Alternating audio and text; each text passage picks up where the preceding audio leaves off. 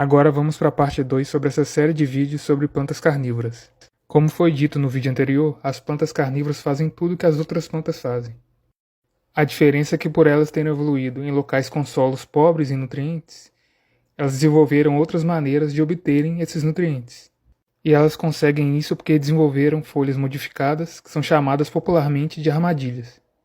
A Dionaea muscipula, por exemplo, desenvolveu folhas que possuem essa coloração avermelhada e bem chamativa na parte de dentro. Além disso, elas produzem néctar, então quando o inseto se aproxima, ele vai se alimentar desse néctar e começa a andar pela folha. Quando essa folha é tocada em pontos estratégicos, ela se fecha. E quanto mais o inseto se debate dentro da armadilha, mais ela se fecha. E para completar, ela possui esses dentes, em forma de grade, que impede que os insetos saiam. Já as carnívoras do gênero Nepenthes desenvolveram armadilhas que têm um formato parecido com um vaso. As armadilhas, que geralmente são coloridas e bem chamativas, produzem néctar em pontos estratégicos, visando atrair as presas para dentro delas.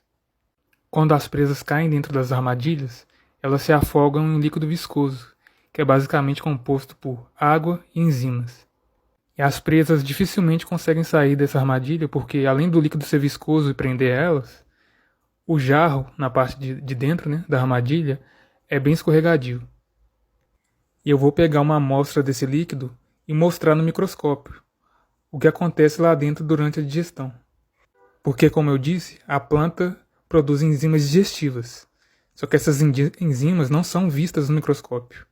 O que a gente pode ver são os micro-organismos presentes ali.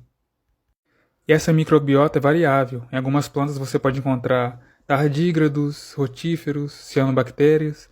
Em outras você só encontra algas. Em outras você encontra só bactérias. No caso dessa imagem, por exemplo, a gente está vendo que são organismos fotossintetizantes. Ou seja, eles possuem esse pigmento verde, que é para captar a luz do sol e fazer fotossíntese. O que eles fazem aí dentro? Bem, eles se aproveitam do que a planta digeriu para fazerem fotossíntese. Alguns deles também podem digerir coisas que a planta não conseguiu digerir.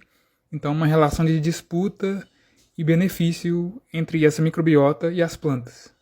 Tanto é que as nepenthes costumam produzir enzimas para inibir a proliferação desses micro-organismos, porque não adianta elas digerirem e os organismos irem lá e roubarem tudo. Então, elas precisam inibir para ter um controle. E nessa imagem a gente pode ver restos de insetos. Bem, as plantas do gênero Drosera possuem essas folhas geralmente coloridas, cobertas por uma gosma que é chamada de mucilagem. Então os insetos acabam pousando na folha, se grudam e acabam sendo digeridos. Nessa espécie aí do vídeo, que é a Drosera capensis, as folhas ainda se dobram para aumentar a superfície de contato e maximizar a digestão. No caso do gênero Sarracenia, as plantas têm armadilhas parecidas com as das nepenthes. Algumas possuem líquido dentro da armadilha, outras não.